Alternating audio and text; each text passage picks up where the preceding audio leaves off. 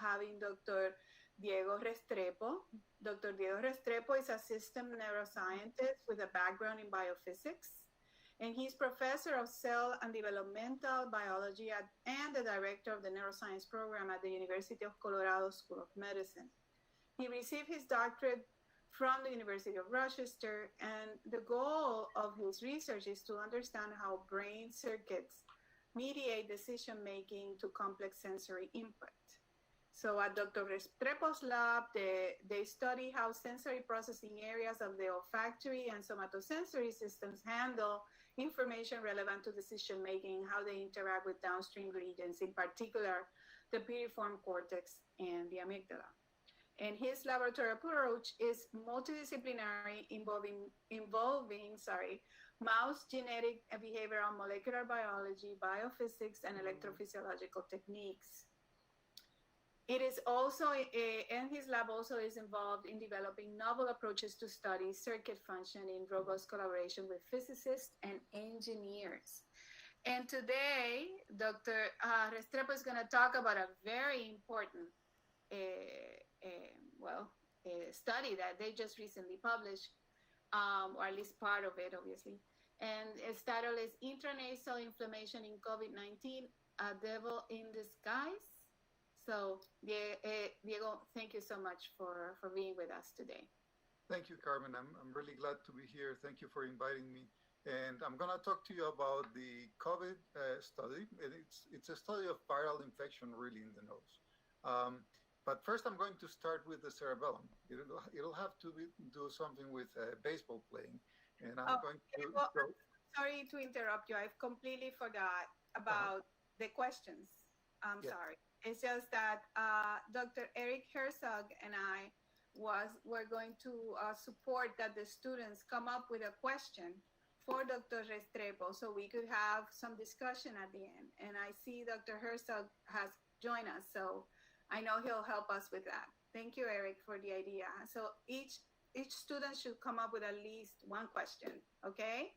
Thank you. I'm sorry, Diego. Please continue. No problem at all. So the first part is about the cerebellum, really. And then I'm going to go into the work on the viral infection in the nose, which of course is quite relevant to what we're seeing now with COVID-19.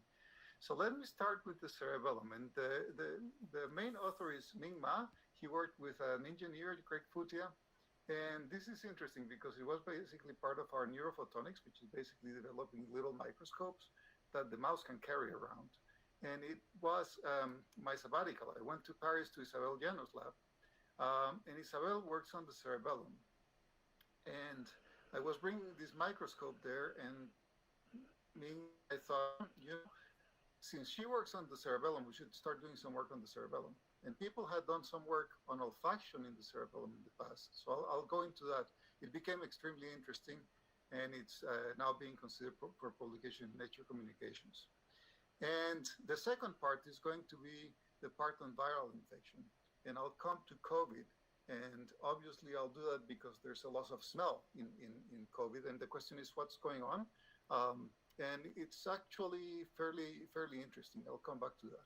So, by the way, of course, the funding is important. The funding for the first part, the cerebellum, was the National Science Foundation and the Brain Initiative. That's how we make the little microscopes with engineers and physicists. And a little bit by NIDCD as well, doing some work on olfaction. And then the second part is NIDCD and NIA. So let's start with the cerebellum. So why was I interested in the cerebellum? Initially, it was just because I was bringing the microscope.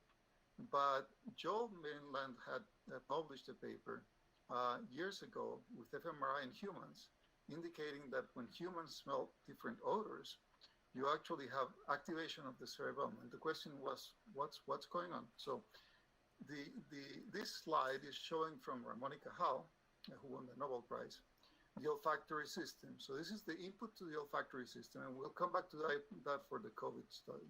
So this is the olfactory sensory neurons. They express olfactory receptors. There's about 1,000 in mice, 1,000 olfactory receptors. And then they send an axon all the way to what's called the olfactory bulb. So this is the olfactory bulb here, the first relay station. And then it goes to the mitral cells, and the mitral cells send the signal to the olfactory cortex, which is called piriform cortex because it's like a pear.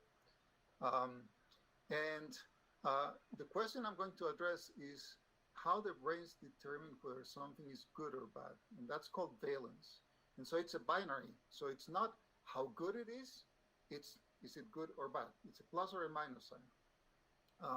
And I'll come back to that.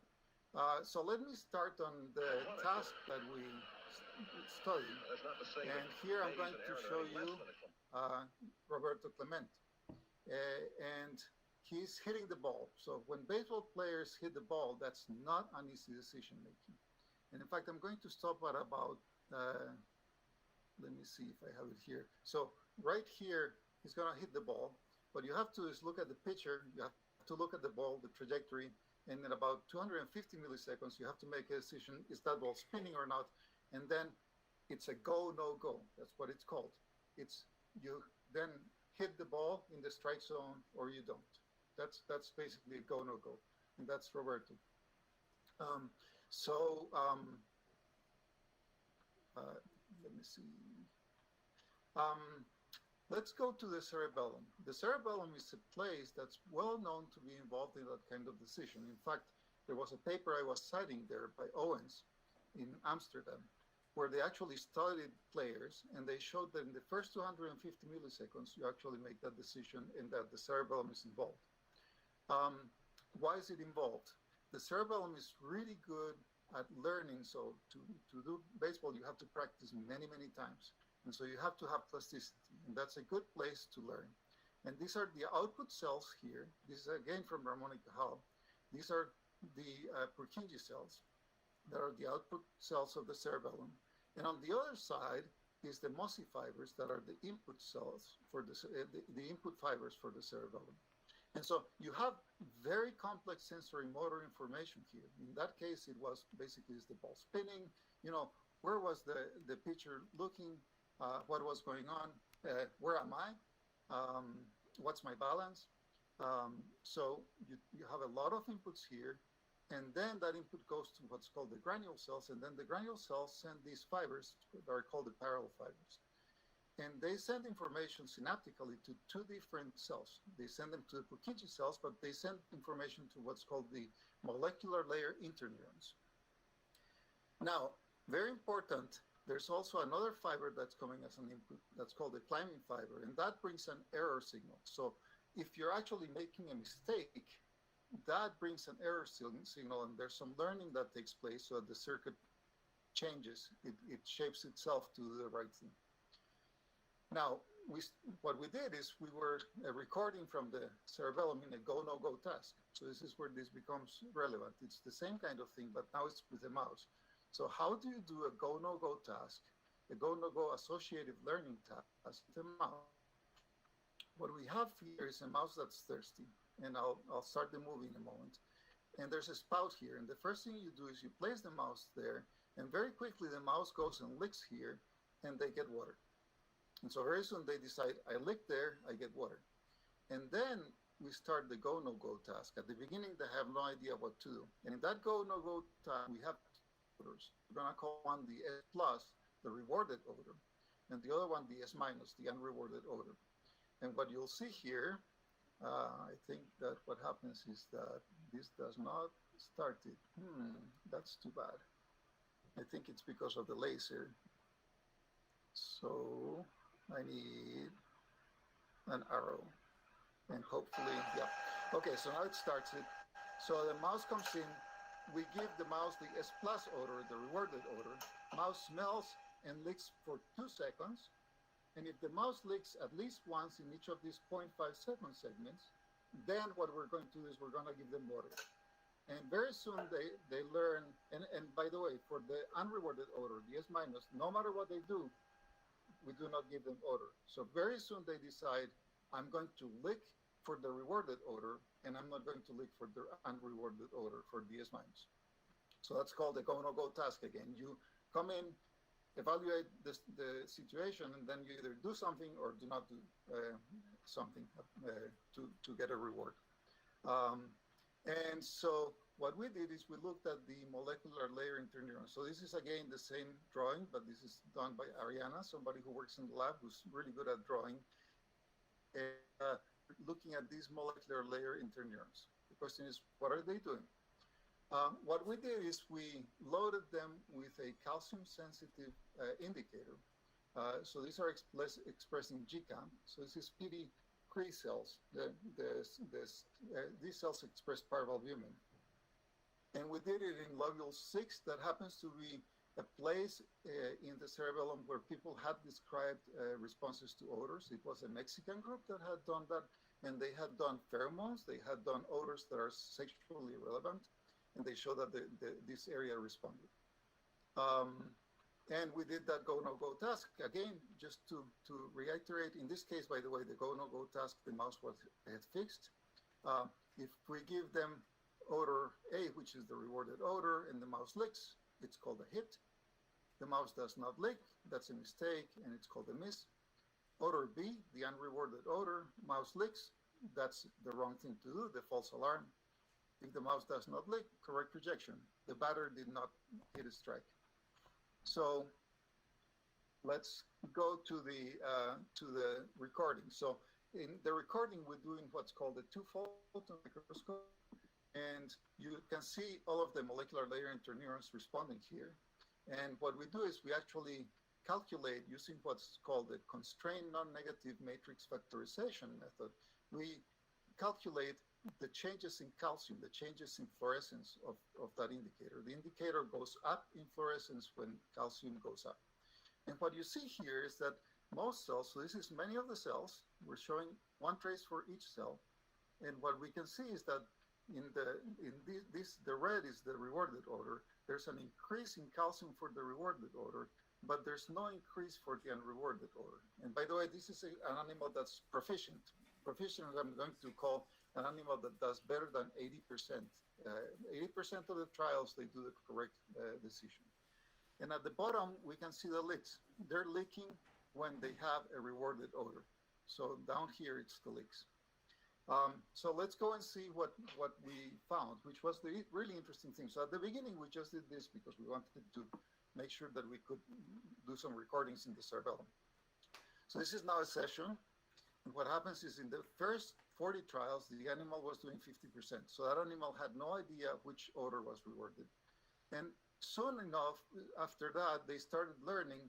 And then afterwards, proficient, they did better than 80%. And what we saw was something really interesting. It was that the change in calcium was very different from the naive animal, the animal that doesn't know which odor is the one that they should respond to. In that case, for the S plus odor, the rewarded odor, and the S minus odor, you had the same calcium change. So this is now delta F over F, we call the calcium change. This is in seconds, the timing. So you see that there's not a very large difference between the orange and the blue. And yet, when the animal learned, that difference became very large. Very soon after the odor came in at time 0, there was a divergence in the response to of those molecular layer interneurons. And this is that was for a single animal, and this is now shown for 6 animals. And what we can see is that before the odor, this pre-odorant phase is right here. There's no difference between S plus and S minus.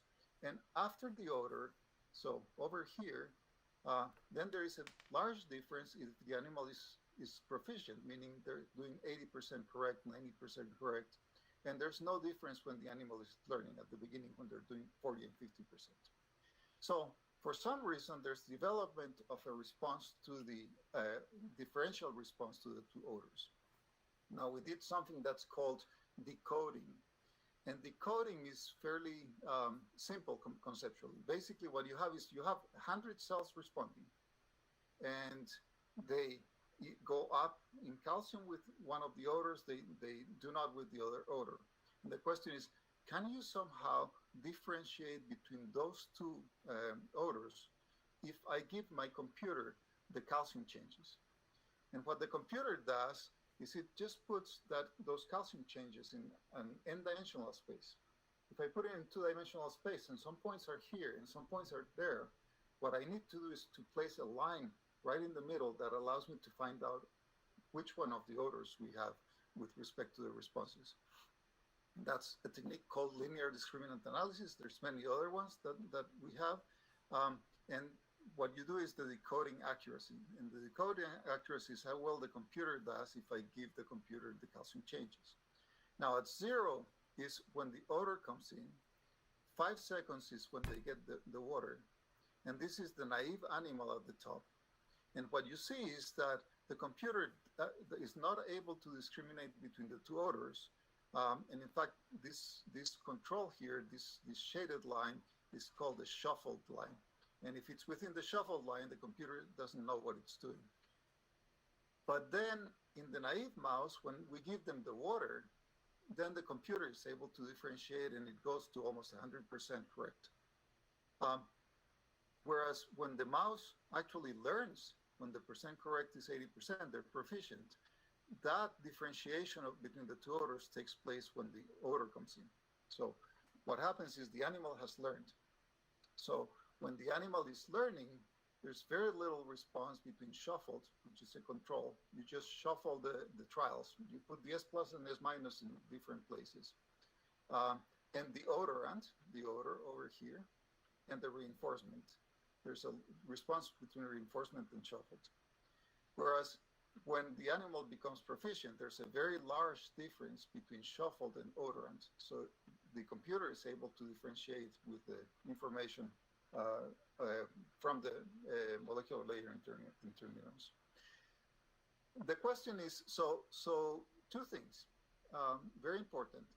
The cerebellum is well known to respond to movement or during movement. It's very important in the motor system. But also there's a lot of work lately that says that the cerebellum is important in cognitive, basically in cognition, in learning. And so the question is this simply motor? Is it simply reflecting the fact that the mouse is licking? Or is there something else going on? So one of the first things that we did is we looked at the calcium changes. So that's delta F over F over here. And again, you have the calcium at a certain level, then the odor comes in, and then you get an increase. And then you get a further increase afterwards with the water. So that's where you give the water. And the lick frequency. Now, remember, those animals only have to lick once in each of those 0.5 second intervals. So what happens is the animal comes in, it's licking, it makes sure that it licks twice, and then when the water comes in, there's a large amount of licking because the water is coming in. So this is what I call, by the way, the dry lick. This is when they lick on the tube and they're not getting water, and then when they do get water, that's the wet lick. And then what one does is one looks at the slope for the change in calcium, so the slope of this, how steeply this is going, versus the slope for the lick frequency. So how steeply is the lick frequency changing? It's changing very steeply here. And what we see is that there is no correlation between the slope of calcium and the slope of lick frequency during the odor period. But there is a clear correlation between the two of them during the water reward period. And that's shown here in the summary.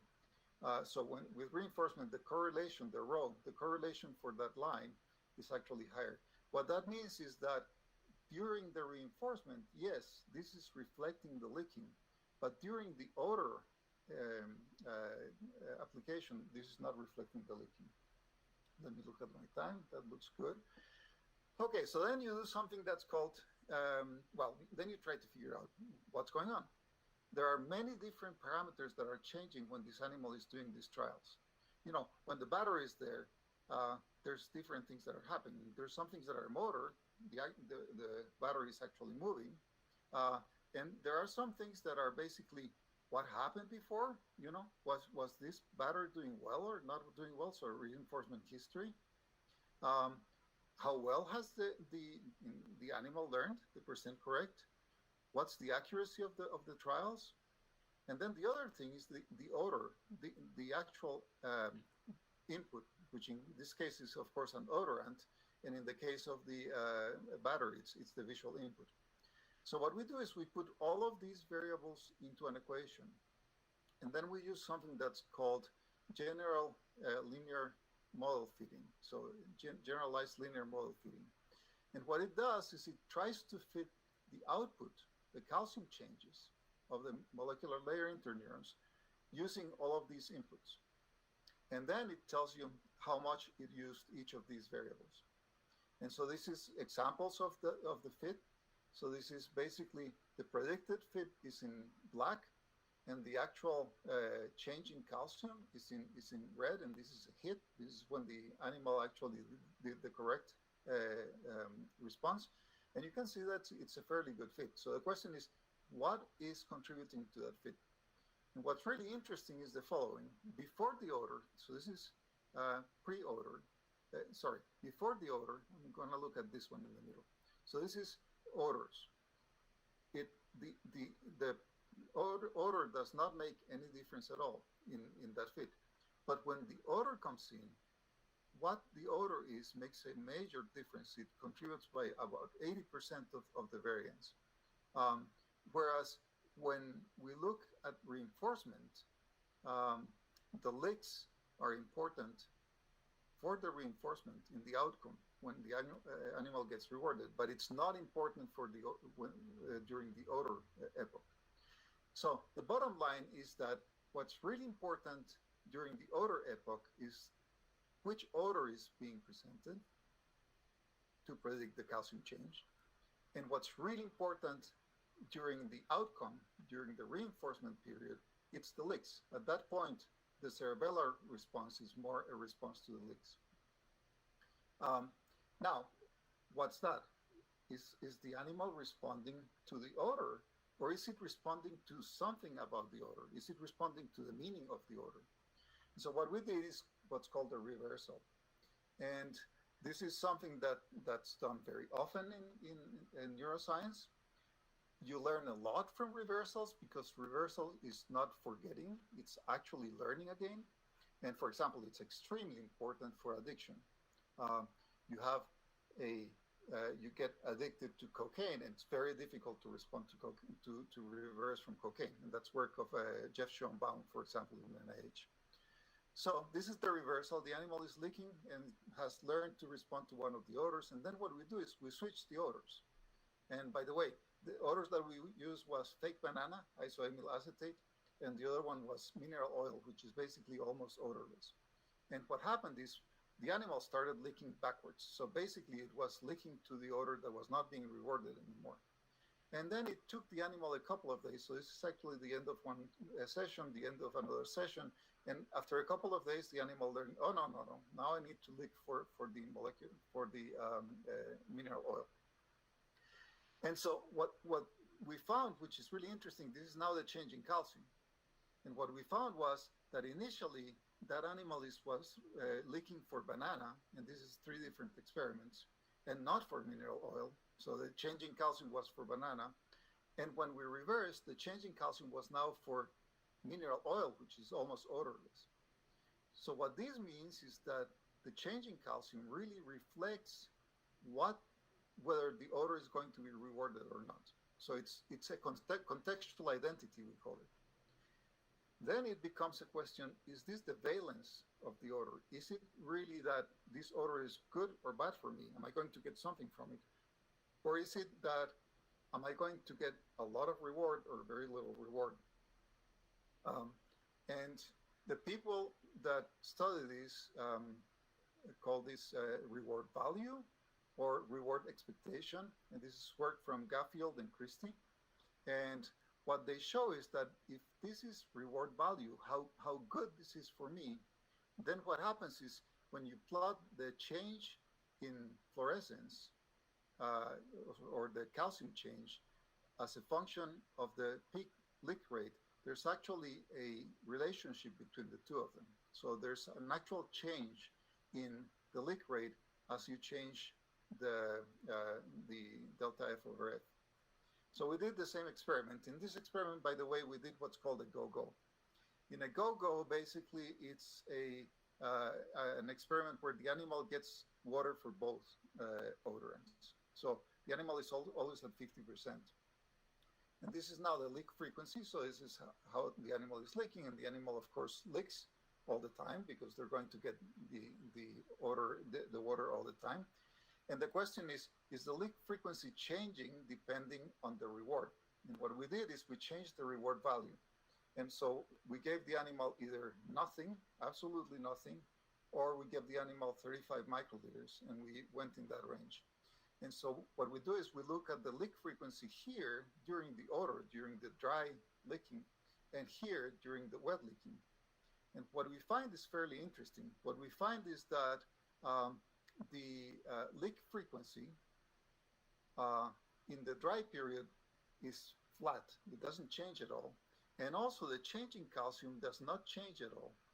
And what that tells you is really interesting. That tells you that the animal is not responding to the reward expectation, to the reward value. It's responding to the valence, meaning, is this good or bad for me? So the last thing, before I go to the other part of the talk, is that we wanted to find out, is this important for the decision making? Is this circuit really involved in decision making? And what we did is we used DREAD, which is basically a way to inhibit the cells by adding a drug that the endogenous receptors do not respond to. So what we did is we expressed HM4DI in the molecular layer interneurons, and then we looked at how well the mouse was doing in learning to differentiate the two odors. This is the control, so this is basically what you've seen before. The animal is naive, becomes proficient, and that's several different sessions. This is M-cherry means that we used a control vector. We're actually using a vector here. We're using an adenovirus to inject the H4 MDI. And this is without the drug. So basically the animal learns. This is just with the vector, but it does not have HM4DI and no drug, and the animal also learns. And the question is what happens when we have the HM4DI, which basically, if you have CNO, you should be inhibiting the MLIs. And what we find is fairly interesting. What we find is that the animal learns in the absence of the drug, but it has a problem learning in the presence of the drug. So basically, we find the difference in the percent correct in the presence of the drug. Now, the interesting thing is that what we found is that it's like the batter. What's really important about the cerebellum is that it helps you hit when you have a fastball. So in fact, in that paper that I commented by Owens, when you get a slow ball, the cerebellum is not involved. And this is what we found as far as the licks are concerned. So this is basically the licks when the odor is not rewarded, the animal will not keep licking. But when the odor is rewarded, the animal will keep licking. So that's what you see in the control. And what we found when we added the CNO was that the animal was being slow in making their decision when the odor was not rewarded. So basically, when the ball is, when you're not supposed to hit the ball and you're not supposed to move, you were moving a little bit because of the lack of involvement of the MLIs in the cerebellum. And that's shown here in a summary, basically showing that if you put the CNO when you have HM4DI, you have a slower response. So the frequency, it goes up in frequency before you make the decision to stop. So in this one shown, basically what you have, which is kind of cool, it was basically just delivering a microscope to Isabel's lab. But we became very interested in the cerebellum to the point that actually she and I wrote a grant about this, and we have a grant, and we're actually collaborating with them to continue this. And what we found was that there was this differential response to odorants in the gonadal task for MLI interneurons, that the responses reflect the contextual identity. So is this an odor that is good for me or bad for me, and that the mice are deficient in associated learning after the chemogenetic that dreads inactivation of the MLI interneurons in low 6. In the vermis, the interneurons encode for the valence of the odorant. Okay, so at this point, I'm going to shift. The cerebellum is in the back of the brain. I'm going to shift all the way to the front of the nose. And this comes to something that is quite relevant to a lot of us. You know, the first time I found out about this, the fact that there's a loss of smell, was because my cousin's son lost his sense of smell in New York. He was then tested, and they had found out that he had COVID. He's doing fine, which is good. But now we know that a lot of people have this problem. And so the question is, why is it that there's a loss of smell? Now, there's a loss of smell with many viruses. So we were doing work on HSV1. This is cold sores. And cold sores also causes a loss in smell. Now, so let me start by addressing the fact, why is it that this virus actually attacks the olfactory epithelium? It's very clear that it does that. And this is an image of the virus. And what these viruses have is what's called a spike protein. So this is called a spike glycoprotein. And that glycoprotein is the one that recognizes a protein that's expressed by a subset of cells that's called ACE2. And that one is the one that allows entry into the host. And so what one has to do to start understanding this is the olfactory epithelium, by the way, is try to understand which cells are going to be the ones that are going to be recognized by the virus. And then what's going to happen in here in the olfactory epithelium. Now, let me go in a little bit into explaining what the olfactory epithelium is all about. So first of all, you have, this is from Durante et al. You have these purple cells. Those are the actual olfactory neurons that I showed you in the Cajal picture. And they have a single dendrite that goes all the way to the mucus. And in the mucus, they put these cilia, these very thin hair-like cilia. That's where the receptors for the olfactory receptors are. So these cells are the olfactory sensory neurons. They're the ones that then send an axon all the way to the brain, to the olfactory bulb. This is a problem for viral infection, by the way. There are papers indicating that some of the viruses actually go to the brain through this route. And of course, if they go to the brain through this route, and by the way, that happened with this is the virus here is SARS-CoV-2 that happened for an earlier virus that was SARS. So there were neurological problems. And now we have some reports of neurological problems in COVID-19. Okay, so number one is olfactory sensory neuron, cilia over here in the mucus, and then axons all the way to the brain, a problem for viral infection. Is anything going, there's something that's going to happen to those. Obviously, if these are destroyed, then you're not going to be able to smell. The other ones are these sustentacular cells, the one in green. And these cells actually provide an environment in the mucus for efficient transmission of information. So we're going to talk about those sustentacular cells. And then there's a third set of cells, these are called the microvillar cells.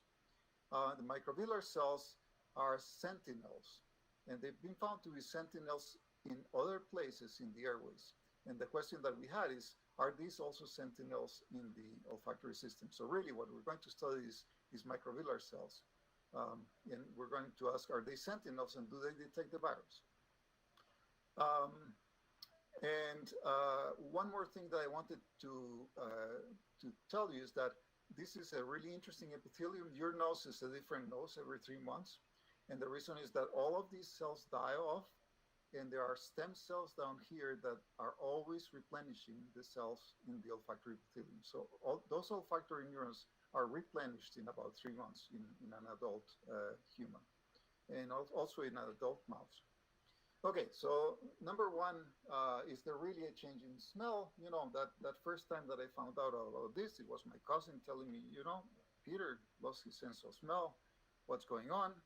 I told Peter to look at, there's a really good site that's called the Fifth Sense in the UK, to look at it, the website, and there's something that's called smell training that you can do. Is this real? So this is work now that was published. There's a publication in Chemical Senses. It's from Parma et al., and the et al. Is about 100 people from the entire world. I collaborated with them. What was generated was a questionnaire in 27 languages, 4,039 participants, 2,913 women, 1,118 men. Now, what's important is that the anecdotes were loss of smell, but also loss of taste, So, sweet, bitter, salty at all, and loss in what's called chemisthesis. And what chemisthesis is basically detecting things that are pungent, like hot peppers. And that's done by the trigeminal nerve, by the way. So the loss of smell is from the olfactory system. The loss of taste is from the taste buds in the tongue. And this is chemisthesis, is the trigeminal nerve. And the questionnaire was asked questions to find out if those really have changed. And it's a huge difference. So basically, this is before COVID-19. This is that many patients. And what you find is that there's and they look basically at clinical assessment versus lab test. A subset of these had a lab test indicating that they did have COVID-19. And what you see is, this is smell rating, a huge change in smell rating that goes down. By the way, it only happens it's a transient thing. It happens for a few days, and then it comes back after about 14 days on the average. Interestingly, there was also a major change in taste. So it was found out that there was a large change in taste, and also there was a change in chemisthesis. So a subset of these people could not detect hot chili pepper when they put it in their mouth. It reminds me of me when I had Coxsackie virus. I had it. My daughter had it. I had it. Every single taste bud in my tongue went bye-bye. I would put sugar on my tongue, and I would taste sand. That was basically what I would taste. So there is a change there. I wanted to mention briefly that what they also did is they tried to find out if this was a nasal obstruction, because with many of those viruses, like influenza, the one that we very often have every year, you have an inflammation that has a nasal obstruction, and because of that, you have a problem with smell. And yes, there was an increase in nasal obstruction, in COVID-19. But when they did what's called the principal component analysis, which is to find out how related the nasal obstruction is to the loss of smell, what they found is that the loss of smell, taste, and chemisthesis was in one place in an n-dimensional space, and nasal obstruction was in a very different place. So it doesn't seem like nasal obstruction is important. In fact, that's been shown with MRI of the nose. Okay, so what's happening? And what's happened is, this disease, of course, is a major deal for all of us. I'm talking, I would love to be there, but we're talking virtually, and there's a good reason for that. And so a large number of us, meaning scientists, started to work on this. And so this is work from Data et al. And Rodriguez. So Data is in Harvard, and Rodriguez is in Switzerland. And what they did is single-cell PCR, single-cell RNAseq.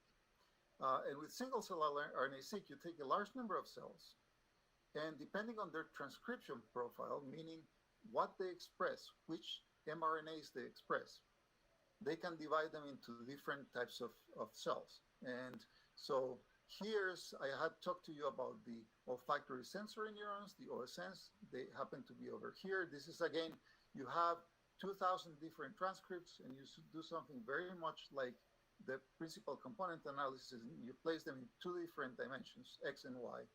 What happens is the olfactory sensory neurons express things like GOLF, which is a protein that's important for responses to the odors, and they fall over here, and then the sustentacular cells fall here in purple. What they found when they looked at ACE2 is angiotensin convert enzyme 2. That's the one that the spike protein recognizes to get into the cell.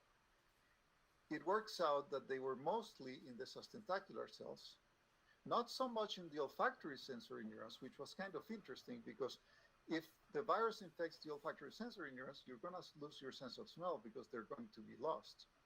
But if the sustentacular cells detect the virus goes into the sustentacular cells, what happens? And this is still an open question. It could simply be that by infecting the sustentacular cells, you're changing the milieu of the mucus, and that then is a problem for olfaction. But it's a very small number of cells. take a look and see that this is like salt and pepper, and there's very little pepper. There's very few of those cells that express ACE2. So really, it's a small number of cells that express ACE2. They're not the olfactory sensory neurons. There's a second protein that I'm not going to talk about, which is a protease that actually is important for the cell, for the virus coming into the cell. This is work from Chen et al. From Andy Lane in Hopkins, and what they did is they did immunohistochemistry in the human, and they did show that the ACE2 was found in sustentacular cells. Okay, so thing one is that this seems to be, the virus seems to be infecting sustentacular cells. Now, can you do work with the virus? Yes and no. So we just got funded by the NIH to do this with human olfactory neurons. And you have to do it in BSL-3, biosafety level 3. And the reason is that this is a very dangerous virus. And second, you cannot use mice. These do not infect the mice. So the question is, what can you do? This group in France, Brish et al., actually used golden Syrian hamsters. They happen to have ACE2 that is very much like the human one.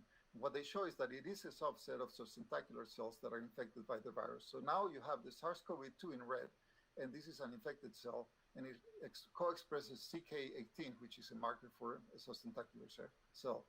It does not co-express with olfactory marker protein, which is a marker for the olfactory sensory nerve. So again, this is in a subset, not many of them, because there's a ton of sustentacular cells here. It's in a small subset of sustentacular cells. So that is where our studies come in. Now, there's been a lot of work on inflammation. The problem with viruses is that they start an inflammation that sometimes can actually go to what's called a cytokine storm. And there's a lot of groups studying this in SARS-CoV. And what they find is that the ACE2 protein, the protein that actually mediates the entry into the host, actually changes, it increases in expression when there is a cytokine storm, which is basically that there's an inflammation that's turned on by the virus. And that's what brought us into this. Now, what am I going to talk about? I'm going to talk about some neurons that are sentinels of viruses and bacteria. This is very well, this is a subset of cells that was found, the initial work was done in my lab, in fact. We used a mouse from Bob Margolski that expressed GFP, the GFP marker, in cells that express TRPM5. TRPM5 is a channel that allows sodium to come in. It's a calcium-activated channel. And what we found is that there were a subset of cells in the olfactory epithelium. Later on, we found that there were a subset of cells in the upper airways, basically in the respiratory epithelium. And we found that they responded to irritants. And then many people worked on this in the gut and in the upper airways, including Tom Finger and others, and von Moltke. And what they find is that there's a subset of cells that are sentinels, and they detect virus, they detect bacteria, and other, they also detect irritants, by the way. And what they do is when they detect those, they actually turn on the TRPM5, and then there's a release of acetylcholine and also release of IL-25, interleukin-25, which is a type 2 immune response that then starts an immune response that can, in some cases, go to a type 1 immune response. So the question that we have is, are the cells that we had found in the olfactory epithelium that do express TRPM5, are those cells expressing transcripts that are important for viral detection and viral fighting the virus, basically? So this is now the study that we did with Margolski. These are the mice that express GFP. And what you can see basically is that there's a subset of these cells. These are called the microvillar cells. This is a larger magnification. They are at the top of the epithelium. This is what we call the apical side of the epithelium. But we also have some olfactory sensory neurons. So you see one of these that's green here that has an axon that goes all the way to the bulb. And these are axons over here. And this is the paper where we have shown that they actually respond to irritants. And the question is, can we separate those cells and can we see which transcripts they express? and then are those transcripts relevant to immune reactions? So what we did is the following. We borrowed a mouse from one of the authors, who's Paul Feinstein, and Paul Feinstein made a mouse where you express M-cherry in the nuclei of olfactory sensory neurons. So this is an olfactory sensory neuron that we have isolated. And then we have GFP in the ones that express TRPM5 and no GFP in the ones that do not express TRPM5. So this is an olfactory sensory neuron that does not express TRPM5. This is one that does express TRPM5. We isolate the cells from the epithelium, and then we do FACS, which is fluorescence activated cell sorting. And then on this axis is M-cherry. So if you have M-cherry, you're an olfactory sensory neuron. So this is have M-cherries. So these are mature olfactory neurons. If you do not have M-cherry, you're not an olfactory sensory neuron. And then over here is the GFP. These are the ones that are high GFP. So what happens is the following. These cells, the microvillar cells, are not olfactory sensory neurons, and they are low on the M-cherry. These cells are high on the M-cherry, and then we divide them into TRPM5 expressing and not expressing. And so what we did is we divided them into olfactory sensory neurons that do not express GFP, olfactory sensory neurons that do express GFP, and microvillar cells that do not express M-cherry and are not olfactory neurons, and they are these likely sentinel cells. And then we did RNAseq. So what do you do in an RNAseq? You take out every single RNA in those cells, and you find out which RNAs are higher amounts in one cell versus the other one. And this is just to show you a subset, basically only the top 10 transcripts that are either high is, by the way, green, in the olfactory sensory neurons that are EGFP minus, which is most of the neurons, or they are high, in this case, in the olfactory sensory neurons that have EGFP plus. And what we see is fairly interesting. Basically, we see over here, these are the ones that are high in the EGFP minus. What we see is a large number of olfactory receptors. That makes sense. These are most of the olfactory sensory neurons. But the other thing that we see is S100A5.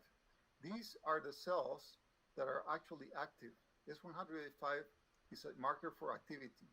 So what we see is that S100A5 is actually low in the OSNs that are EGFP plus, in the ones that are GFP plus. But we also see some other interesting things. We actually see that there's that there's TRPM5, of course, that there's GFP, of course, but there's things like SPIN, which is important for microvillar cells, and we see other things in here like CD24A that are important in inflammation. Now, what happens when we look at the microvillar cells, left side, versus the olfactory sensory neurons? There, things become even more interesting. What we find in the microvillar cells is that there are some transcripts that are important for immune response, like CD24. There are some transcripts that are important for interleukins, like AVIL, and there's another one here. They do not have any of the olfactory receptors. Now, what we did then is we actually went to look at the transduction transcripts to find out what these were doing. And so the transduction markers these are the markers for what the olfactory sensory neuron responds to. And what transduction is you have an odor, you stimulate the receptor, and you actually turn on a pathway that stimulates the cell. These are all the proteins. These are the transcripts for all the proteins that are involved in that transduction. And what we find is that is expressed in high amounts in the olfactory sensory neurons, EGFP positive or negative, but not in the microvillar cells. That makes sense. That's something that we knew from the past. Now, what the microvillar cells have is some of the transcripts involved in taste transduction, and that's TRPM5 and taste receptors and what's called the IP3 receptor. And that makes a lot of sense because that's what's known for the sentinels in the gut and the upper airways. So those sentinels express high amounts of taste transduction transcripts. Now, what happens when we look at what's called gene ontology? Gene ontology is a way to find out what these cells, the transcripts are doing. And I'm going to skip this one because I'm a little bit late with the talk. And what we did is we looked at the viral-related gene expression in microvillar cells. And what we found is that the microvillar cells express high amounts of a large number of virally related transcripts. So basically, what we found was that there's some proteins, some transcripts for proteins that are involved in the viral entry of viruses. So these are 4 of them.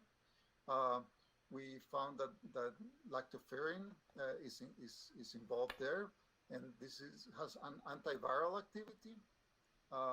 There's viral defense protein transcripts such as TRIM5 and this ZZ3H12A. They express the IL-25 that I showed was the transcript for IL-25 that I showed was increased in the gut and in the upper airways when they're infected with viruses. And the receptor, which is kind of interesting because it's expressing an IL-25, and the IL-25 would come back and stimulate itself. So there may be some autocrine regulation there. And they express transcripts for enzymes involved in eicosanoid biosynthesis, such as ALOX5, PTGS1, and PTGS2.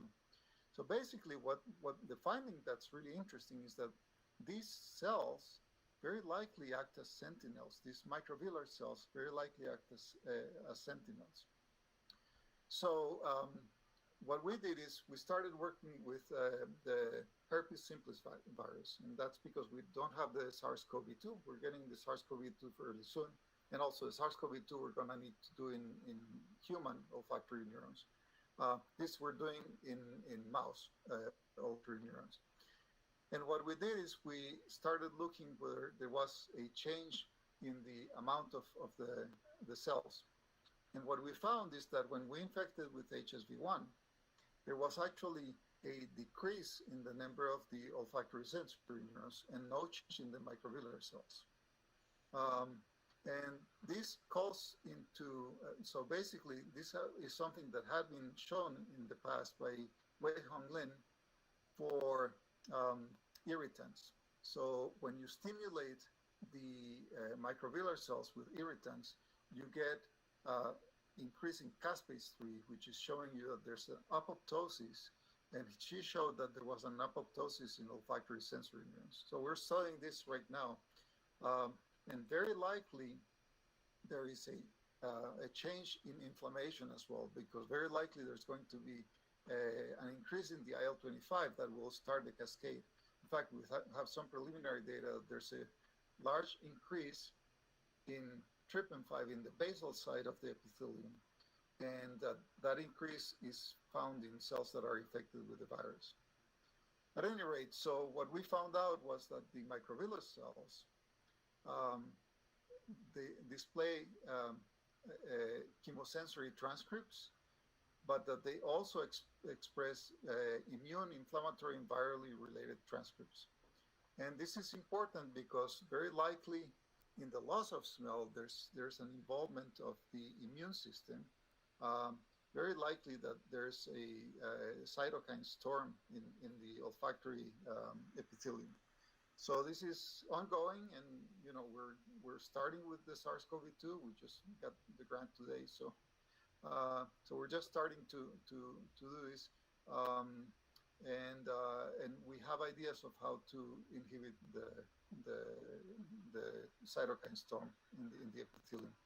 And the most important thing is that the people who work with this, and so Ming Ma and Greg Fuccia did the first work, and this is work with Emily Gibson and others. So Emily's here. And then the second set of studies is Danae Baxter and Eric Larson. And the only picture I had of Eric was him looking into a microscope. And this is with Maria Nagel, who's a neurovirologist, and other people in her lab. And last but not least, I love giving a talk in Puerto Rico because my grandpa was from Puerto Rico. That's a picture from 1934. So Augusto Gautier was there.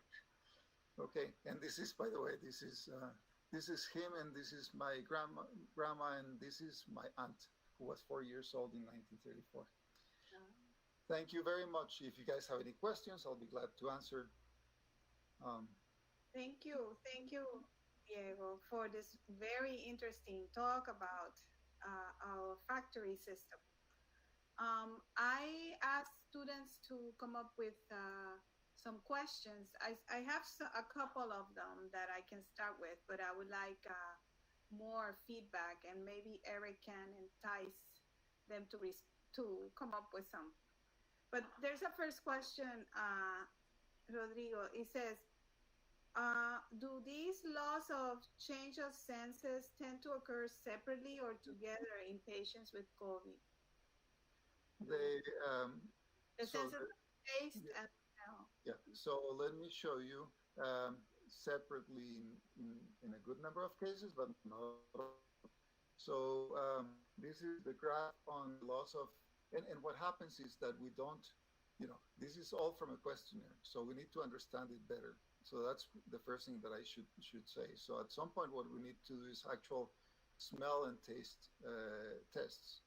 But in some cases, you lose your sense of smell and you don't have a lot of loss of the sense of taste, and vice versa. But in many patients, you actually have both. Okay. And there's a good number of patients where you do not lose your sense of smell. So it's about 60% to 80% lose their sense of smell, depending on the questionnaire. Okay. Interesting. And then, linked to this question, proper taste is linked to proper smell and vice versa. So how do you separate which sensory modality is directly affected by COVID?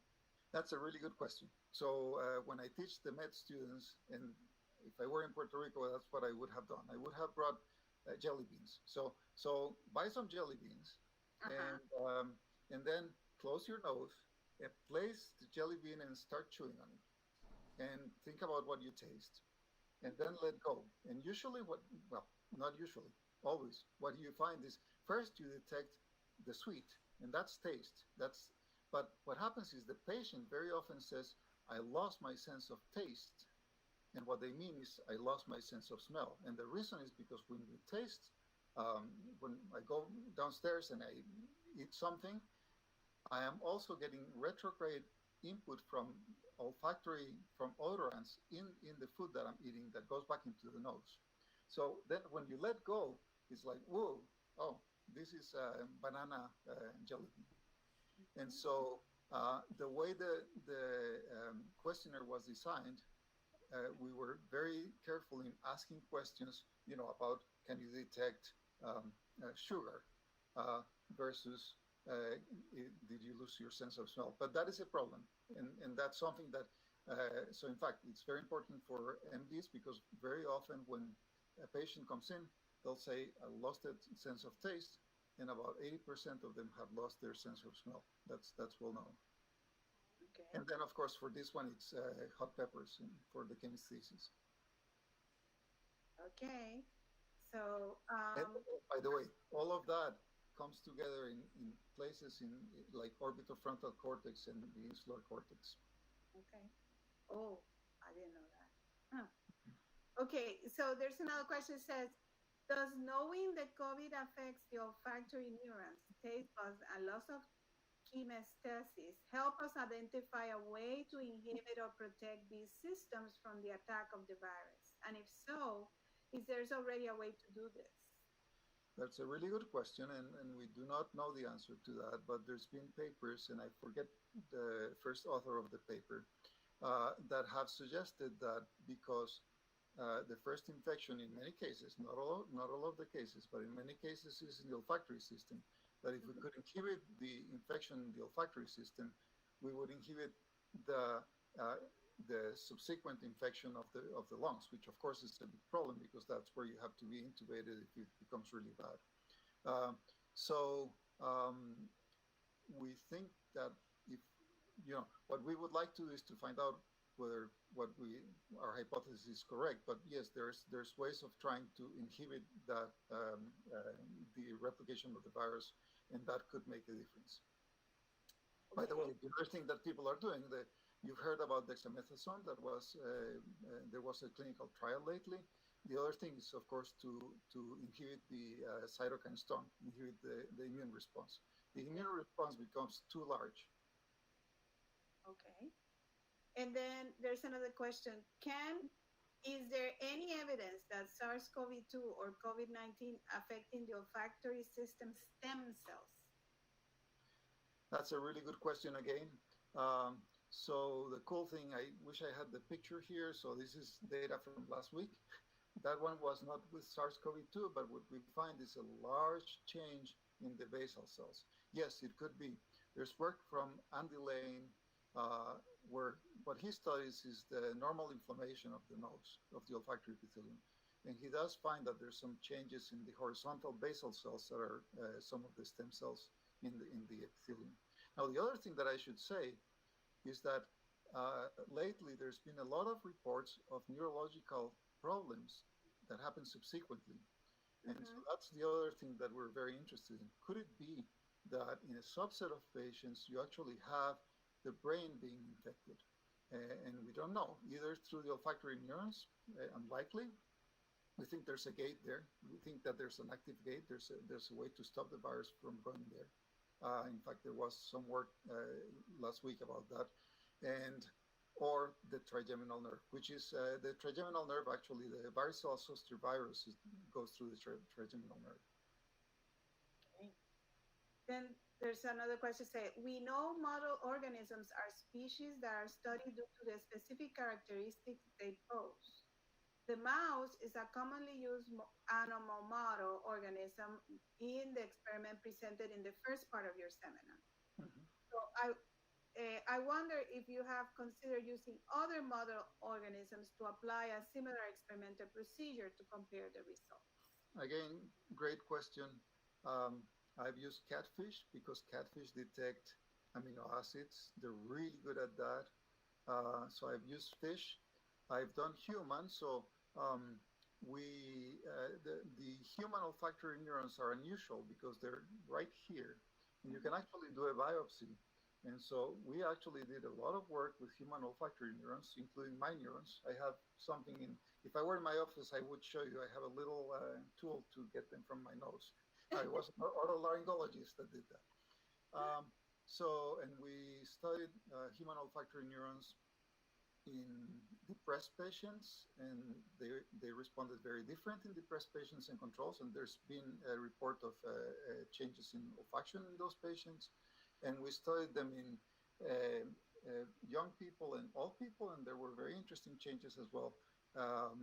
So yes, we've used, and Maria Nagel, the neurovirologist that I work with, she's working with guinea pigs because you can actually infect guinea pigs with varicella zoster virus. You cannot infect mice with varicella zoster virus. By the way, mice are really good at smell as well, because they communicate through smell. So they actually are an interesting species to study. But no, I love to look at different species and learn from, the differences. Okay. Well, I think we just got to the end of our period of seminar. And I want to thank all of you for submitting your questions. And if you have questions more specific, you can email Diego with and share his email. So any questions that were left unanswered, please contact Diego through us or through his email, and we'll by any means. Yeah. Well, thank you, Diego, again, and thank you with us, and I hope to see you next Wednesday. Yeah, thank you very much. Sure, from another seminar as interesting as today. So thank you so much for coming, and have a great rest of the week. Thank you, Carmen. Sure. Thank you, Diego. I'll be here on Wednesday.